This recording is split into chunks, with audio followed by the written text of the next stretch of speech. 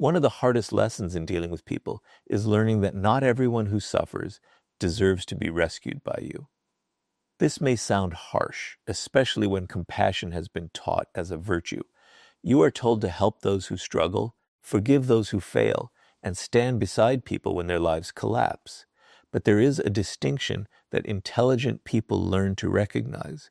Some people encounter problems because life has placed an obstacle in their path, while others repeatedly create the same problems through their own choices and then expect someone else to remove the consequences. If you fail to see that difference, your kindness can become a trap. Look closely at the person who is always in trouble. Something goes wrong with their money, and you rescue them. They make another reckless decision, and you rescue them again. They damage a relationship, lose an opportunity, ignore good advice, and somehow you are expected to repair everything. Each crisis appears different on the surface, but underneath, the pattern remains the same. They create the problem, you solve the problem, they repeat the behavior. Eventually, you must ask yourself whether you are actually helping them or simply protecting them from the lessons their own behavior is trying to teach. Consequences are not always cruelty. Sometimes consequences are education.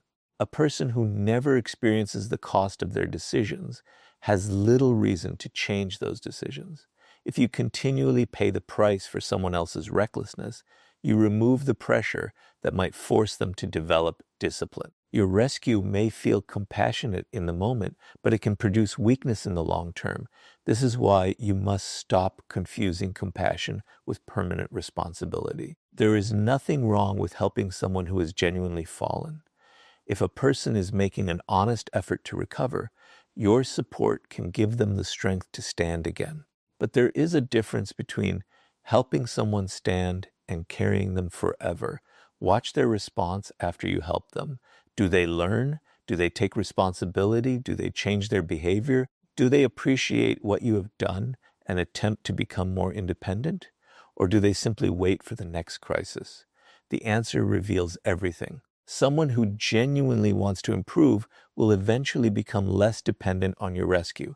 They may still need support, but they will use that support as a bridge toward independence. The person who only wants rescue will treat your generosity as a resource that must remain available. And once they discover that you always save them, they may stop fearing the consequences of their actions. This creates a dangerous psychological dynamic. You begin believing that their survival depends on you. They begin believing that you will always be there. Your relationship becomes organized around emergencies rather than mutual respect. You become the solution to problems you did not create. At first, this may make you feel important. Being needed can feel powerful, but there is a hidden danger in being indispensable to someone's dysfunction. You can become so invested in rescuing them that you neglect your own life, goals, finances, peace, and relationships. You begin paying a price for decisions that were never yours. The wiser approach is to offer responsibility instead of rescue. Give advice when appropriate. Offer a genuine opportunity. Provide temporary assistance when there is a legitimate reason. But make sure the person carries their own weight. Let them participate in solving the problem they created. If they refuse, step back. This is not abandonment.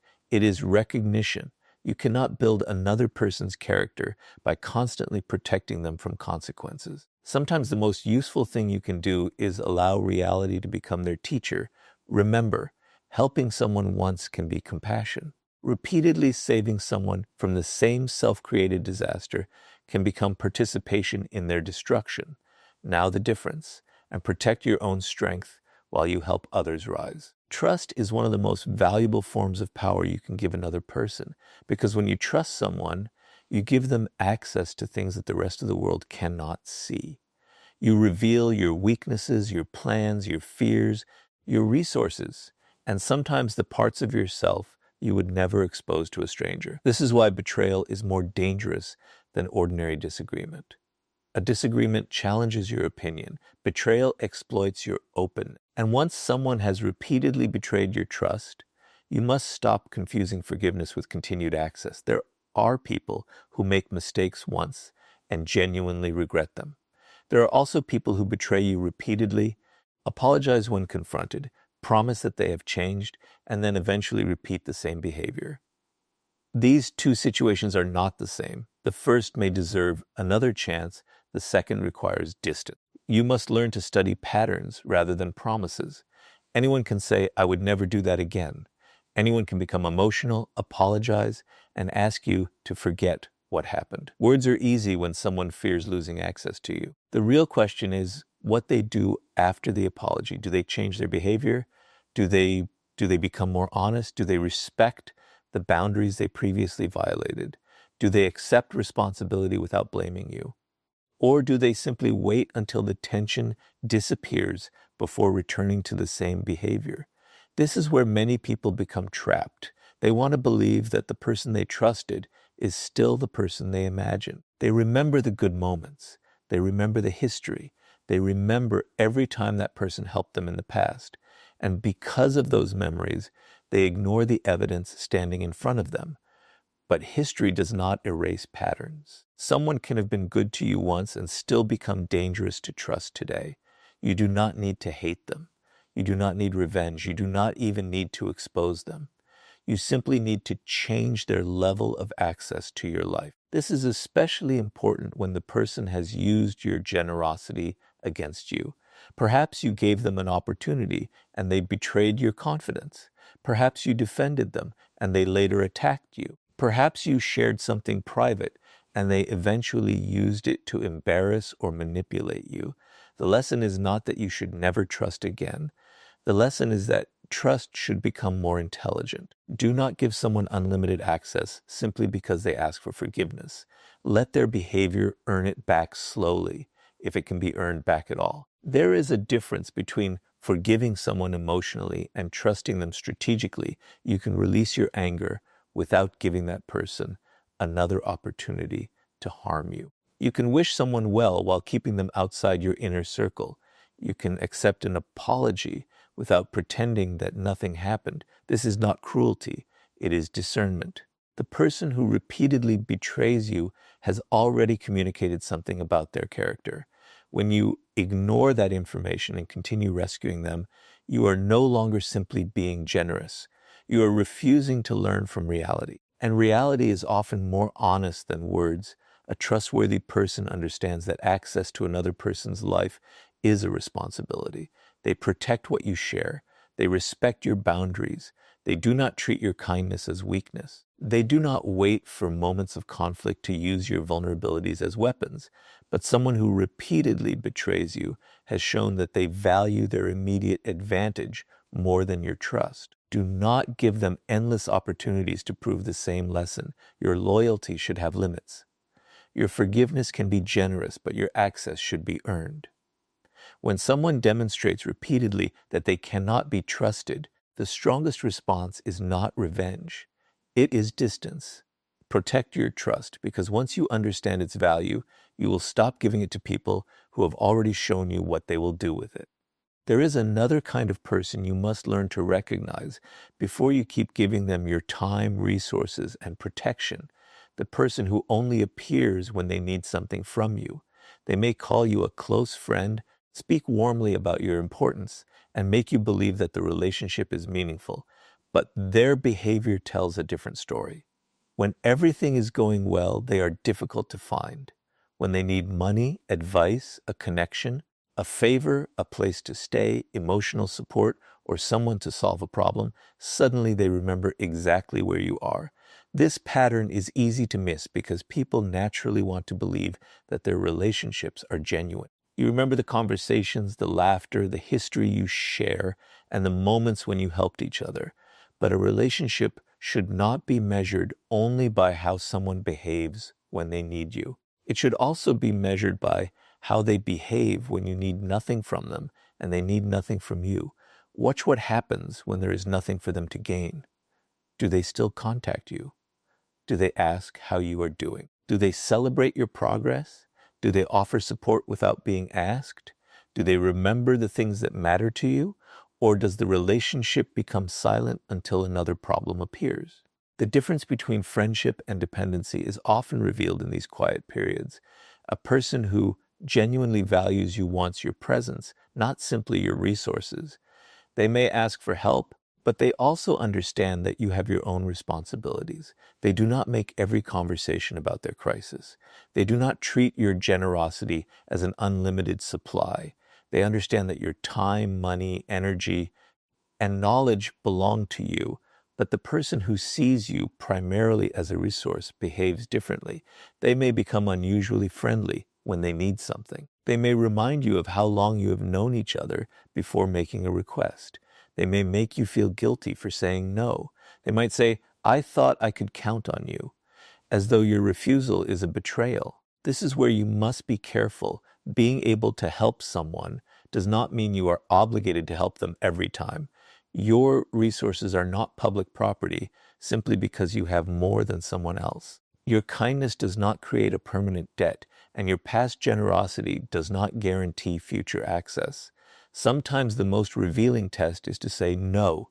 You do not need to be rude. You do not need to give a long explanation. Simply decline and observe what happens next. A genuine person may be disappointed, but they will respect your decision. A person who only values what you provide may suddenly change their attitude. They may become cold, angry, manipulative, or disappear completely. That reaction gives you information. Never underestimate the value of information. When someone leaves because you stopped providing benefits, they may have done you a favor. They have revealed the true structure of the relationship without requiring you to spend years discovering it. This does not mean you should become selfish or refuse everyone who asks for help. Generosity is powerful when it is intentional. There will always be moments when someone genuinely needs assistance, and helping them can be meaningful. But generosity should create strength, not permanent dependence. Help people who are trying to help themselves. Support people who are willing to carry their share of the burden. Give opportunities to those who use them responsibly. But do not become the permanent solution for someone who refuses to develop the ability to solve their own problems. Your resources should strengthen relationships, not define them. The more successful, capable, or generous you become, the more carefully you must choose where your resources go. Not everyone who needs you deserves unlimited access to you. Some people will approach you because they value you. Others will approach you because they value what they can obtain from you.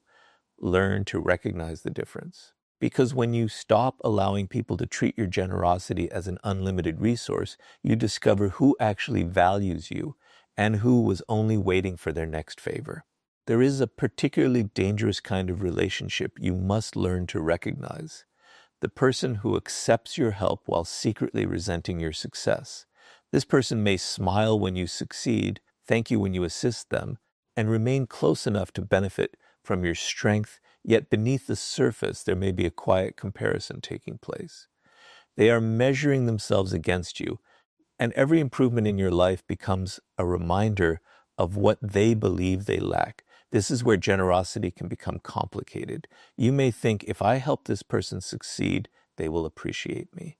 But appreciation is not guaranteed simply because you have been generous.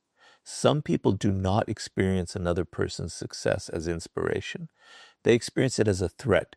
Watch what happens when you begin to rise. When your career improves, do they celebrate you or immediately search for something wrong? When you accomplish something difficult, do they congratulate you or explain why it was not as impressive as you think? When you become more confident, do they encourage that confidence or remind you of every mistake you made in the past?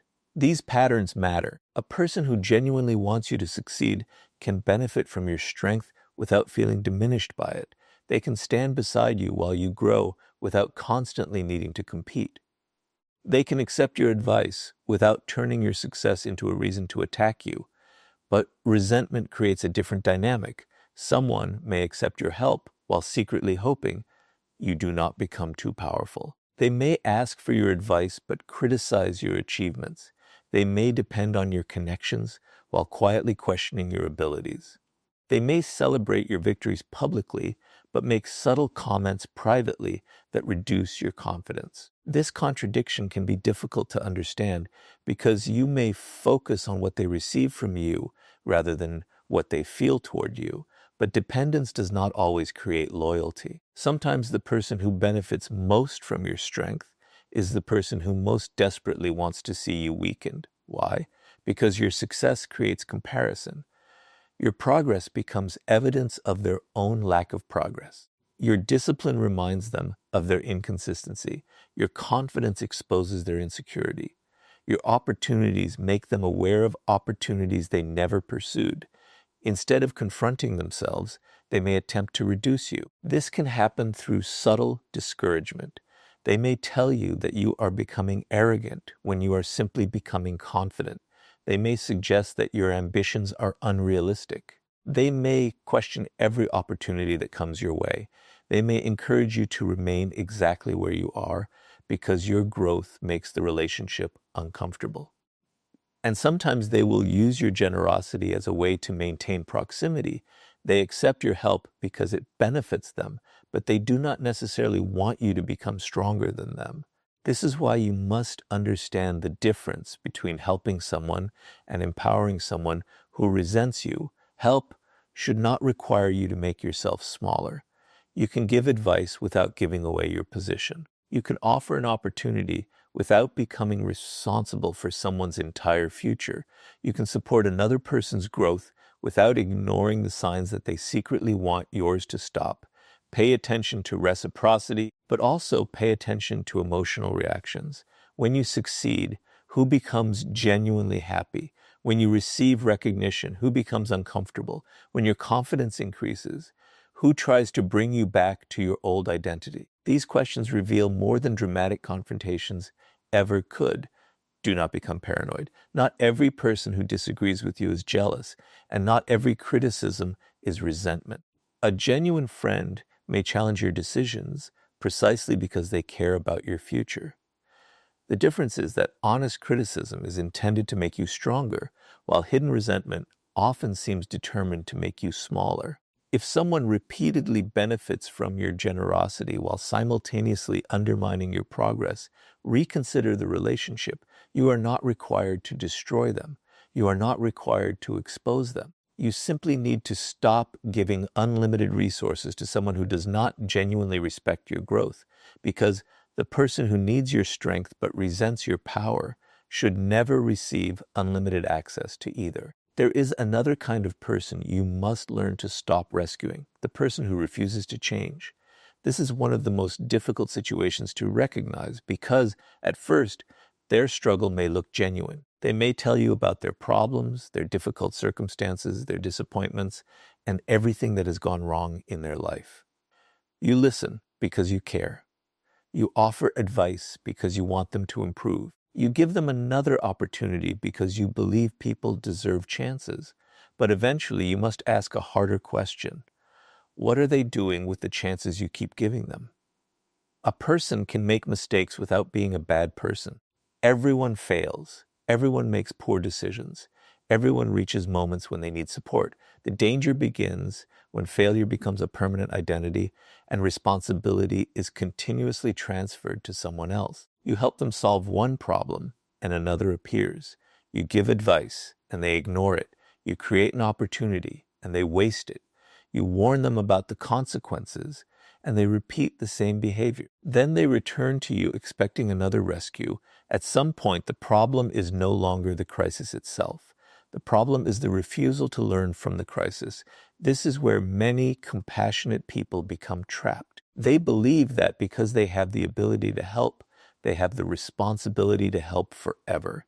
They begin measuring their goodness by how much suffering they can absorb from other people.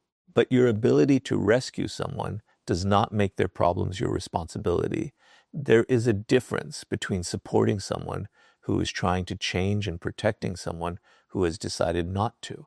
The person who genuinely wants to improve may stumble repeatedly, but you will see movement. They may make mistakes, but they take responsibility. They may fall, but they attempt to stand again.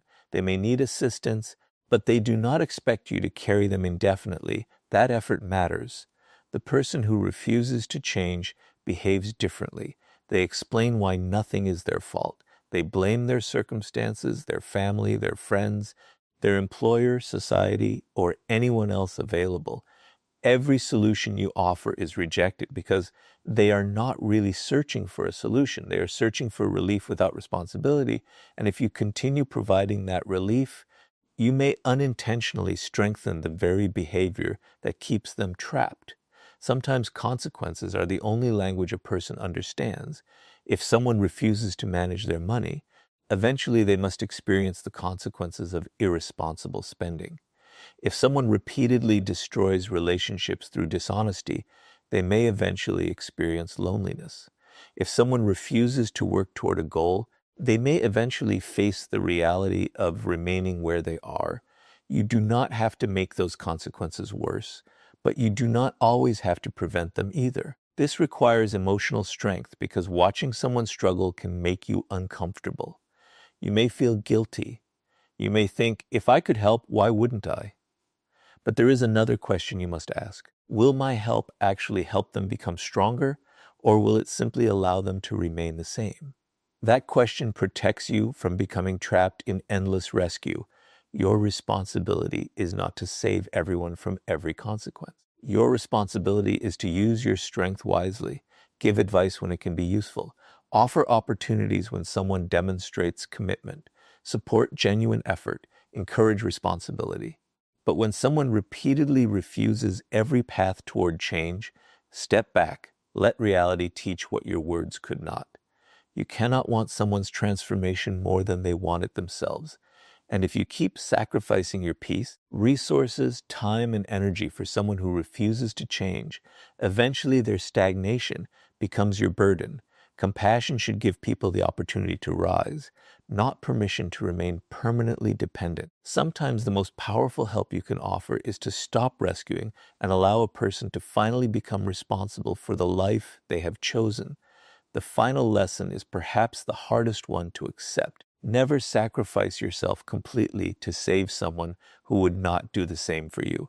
There is a difference between loyalty and self-destruction, between compassion and dependence, between helping someone and allowing their problems to consume your life. You may have a strong sense of responsibility toward the people you care about, but responsibility has limits.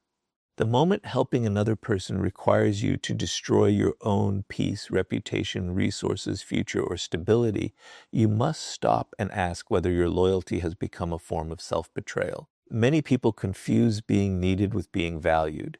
They believe that if someone depends heavily on them, the relationship must be meaningful. But dependence is not the same as loyalty. Someone can need your money, your connections, your protection, your attention, or your emotional strength without genuinely caring about what happens to you. This distinction becomes clear when you are the one in trouble. Imagine that you have spent years helping someone. You answered their calls, defended them, gave them opportunities, listened to their problems, and stood beside them when others walked away. Then one day you need support yourself. You ask for something reasonable, and suddenly they become unavailable. They have excuses. They are too busy. They cannot help. They disappear. That moment can reveal more about a relationship than years of promises. Do not ignore it. Reciprocity does not mean keeping a mathematical score of every favor. Genuine relationships are not transactions where every act of kindness must be immediately repaid. There will be times when you give more, and there will be times when the other person gives more. But over time, there should be some evidence that your loyalty matters to them. If you are always sacrificing and they are always receiving, the relationship is not balanced. An imbalance becomes dangerous when the person expects you to sacrifice even more. They may ask you to risk your reputation for them. They may expect you to lie on their behalf. They may demand financial help that threatens your own stability. They may expect you to abandon your goals to solve problems they created.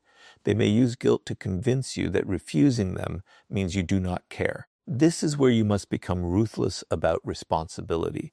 You can care about someone without taking responsibility for every consequence of their choices. You can love someone without allowing them to destroy your peace. You can forgive someone without continuing to rescue them. You can support someone without sacrificing your entire future. The strongest people understand that boundaries are not evidence of selfishness. Boundaries are evidence that you understand the value of your own life. Your future deserves protection too. Every resource you give away has an opportunity cost. Every hour spent solving someone else's repeated crisis is an hour removed from your own development. Every unnecessary conflict you absorb drains attention that could have been invested in building your future. Every financial sacrifice made for someone irresponsible can create instability in your own life. This does not mean becoming cold. It means becoming strategic. Before you rescue someone, ask yourself a simple question. If I give this person what they are asking for, will it genuinely help them become stronger, or will it simply make their dependence on me deeper? Then ask another. Would this person make a similar sacrifice for me if our positions were reversed? You do not need a perfect answer, but the pattern should matter. When someone repeatedly demonstrates that they would not protect you the way you protect them, believe the evidence. Stop expecting reciprocity from someone who has consistently shown you that it does not exist. And when you finally step back, do not turn your distance into revenge. You do not need to punish them. You simply reclaim your resources. Your time returns to your goals. Your energy returns to your growth. Your attention returns to people who value it. Your responsibility returns to the person who should have carried it from the beginning. Sometimes the most courageous form of compassion is allowing another person to stand on their own while you protect the life you are responsible for building. You are not here to save everyone. You are here to become strong enough to help wisely and disciplined enough to know when helping would destroy you.